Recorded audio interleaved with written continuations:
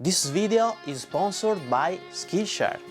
Hello everybody, my name is Leo, and in this video we will share and discuss the last guitar related news of the last month. Many of them also related to NAMM 2021. Let's start!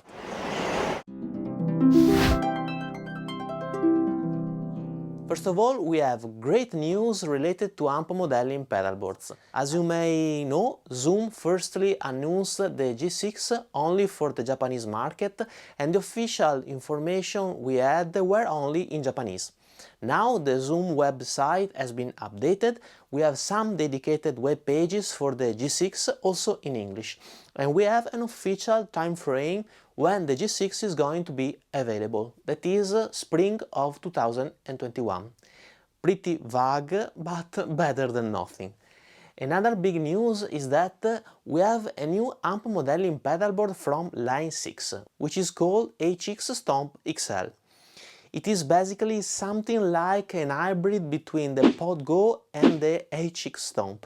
In fact, it has the same number of foot switches of the PodGo and the same I/O of the HX Stomp. Their price is gonna be around 750 bucks, so kind in between the LXLT and the Stomp.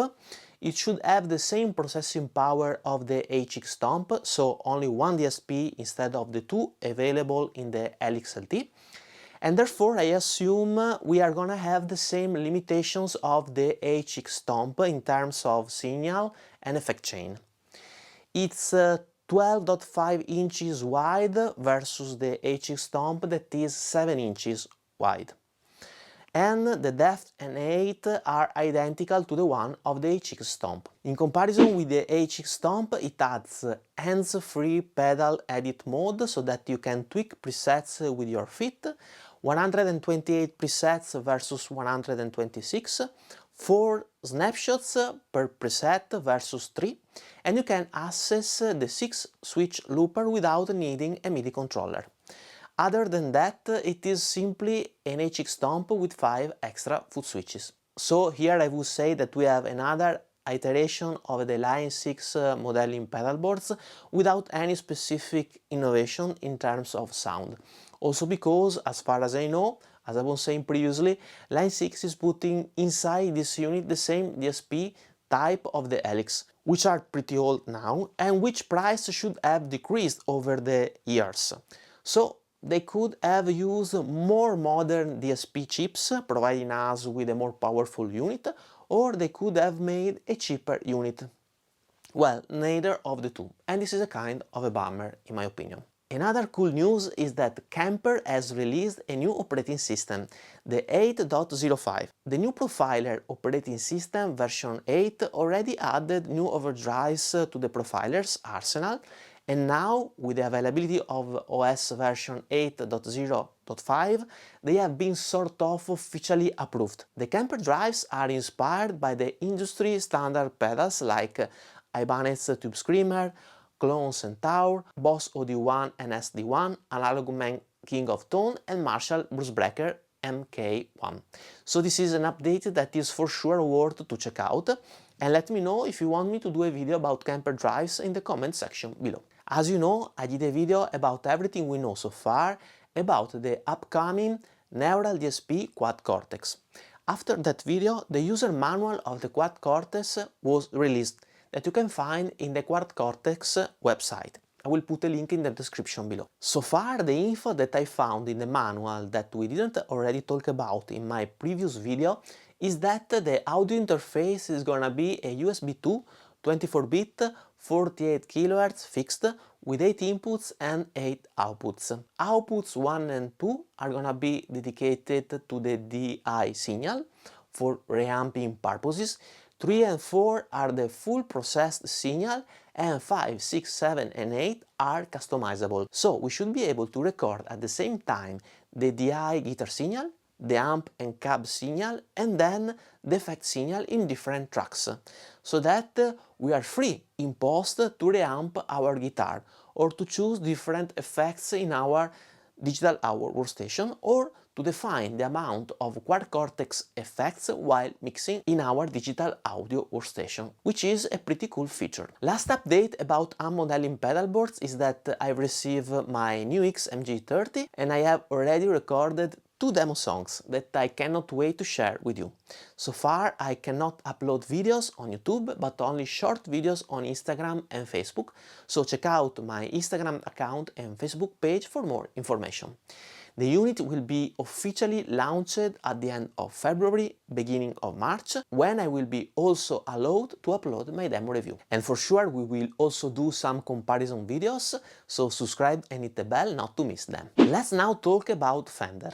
Well, I have to say that Fender has announced a lot of new products, so here I would focus on what is more interesting in my opinion. We have the new Fender 75 anniversary guitars. You know, in 1946, Mr. Leo Fender created a new company that changed modern music forever, and Mr. Fender, in my opinion, is a genius.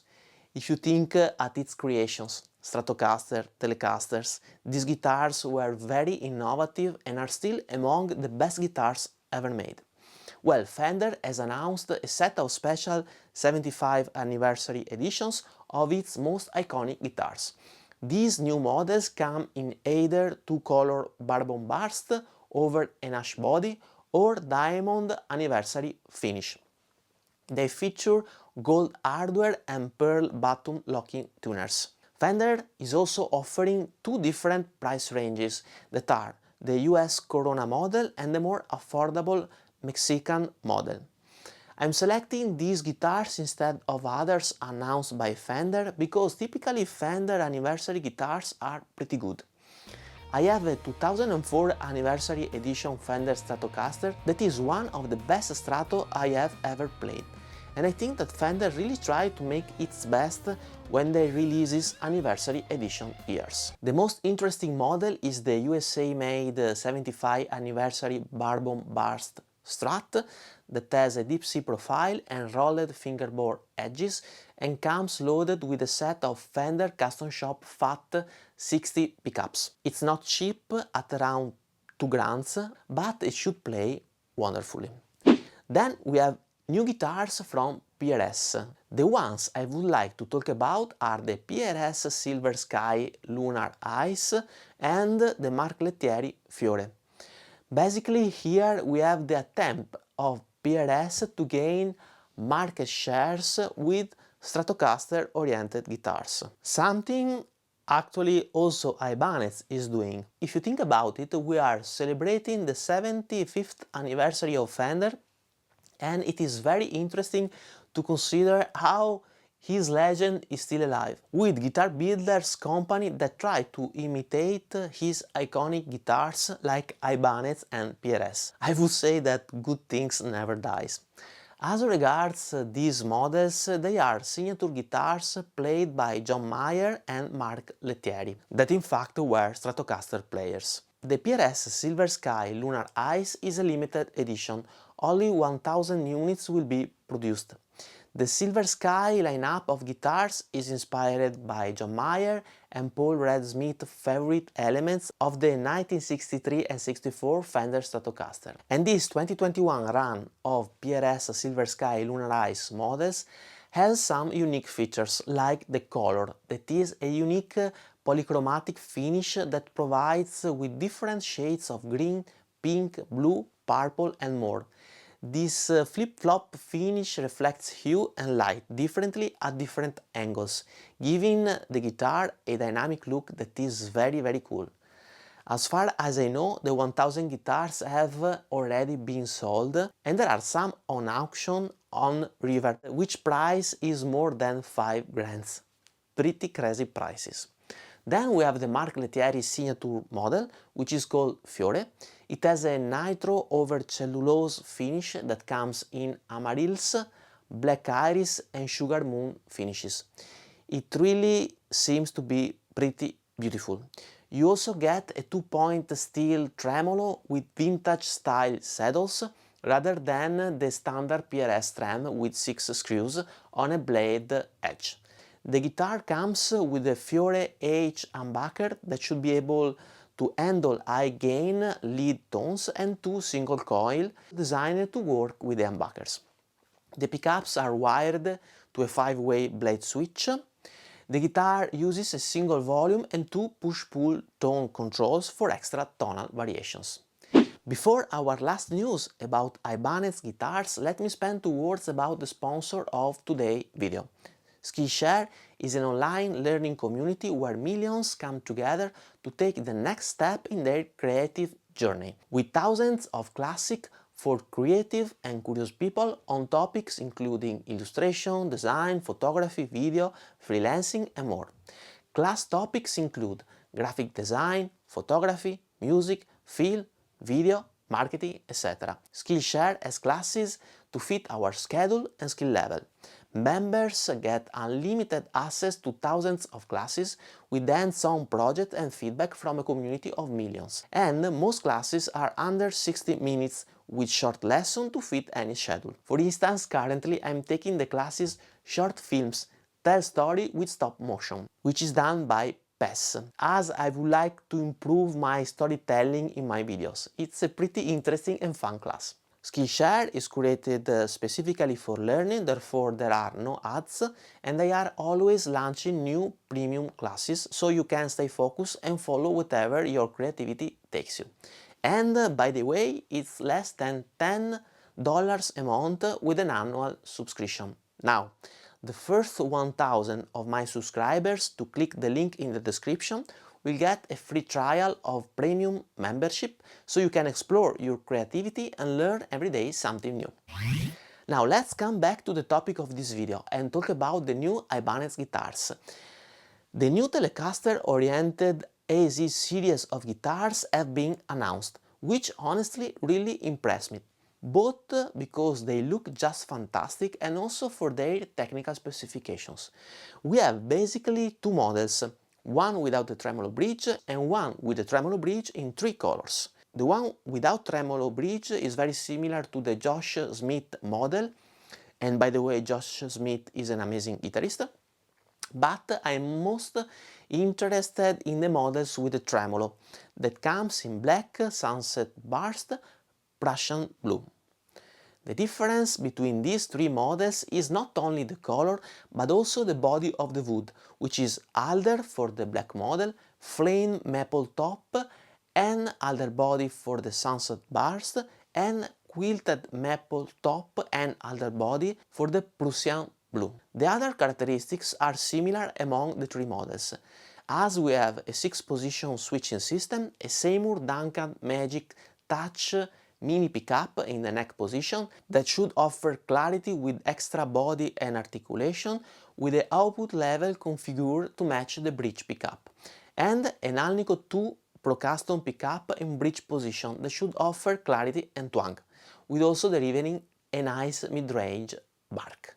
Then we also have roasted maple neck with a stack treatment that should increase the wood stability and tolerance of temperature changes, and we also have stainless steel frets. Then we have a Goto tremolo bridge and a pretty accessible neck joint. Here it's pretty strange that this neck joint is different from the neck joint of the Strato AZ series, which seems to provide us with even more accessibility to the high frets. One interesting thing to notice is that here Ibanez didn't went for the compound neck like with the 2021 AZ Stratocaster models, but they have chosen the 12 inches fixed radius, like the 2018 Stratocaster model. Pretty strange. What it is attractive for me is that it's a kind of very good compromise between a Tele and a Strato. For instance, you have the tremolo like the Strato, but the 2 pickup configuration like the Tele, which is a kind of a pro for me, as for the position that I naturally have of my right hand, when I want to do hybrid picking, I typically have my right finger that, how to say, interfere with the middle pickup. I mean, the middle finger used for the hybrid picking collides with the middle pickup of my Strat. So this guitar actually overcome this problem, also providing me with a tremolo and the I would say, volume and tone knob configuration of a typical Strat that is way more accessible and comfortable for me to use than the one of a normal Telecaster. So I really like these guitars. What do you think? Are you going to buy an AZ Telecaster guitar? Do you like these new models? Would you like to see a demo review of these guitars in my channel? Please let me know in the comment below. Let me close this video with a not gear related news. Richie KOTZEN, one of my favorite guitarists, and Adrian Smith from Iron Maiden have done an album together, which is gonna be released on March the 26th. The first music video for the disc first single, Taking My Chances, has been officially released, and I can't wait to put my hands on the full album. We have now reached the end of this video. I hope you enjoyed, and if you did it, please subscribe to my channel, hit the notification bell and leave a thumbs up. It would be of a great help. And of course, you won't miss my future videos. If you're interested in my IRs, you can check out the link in the card above or description below, where there is also a link to a playlist of songs of mine. Thank you for watching, see you in the next video, bye bye.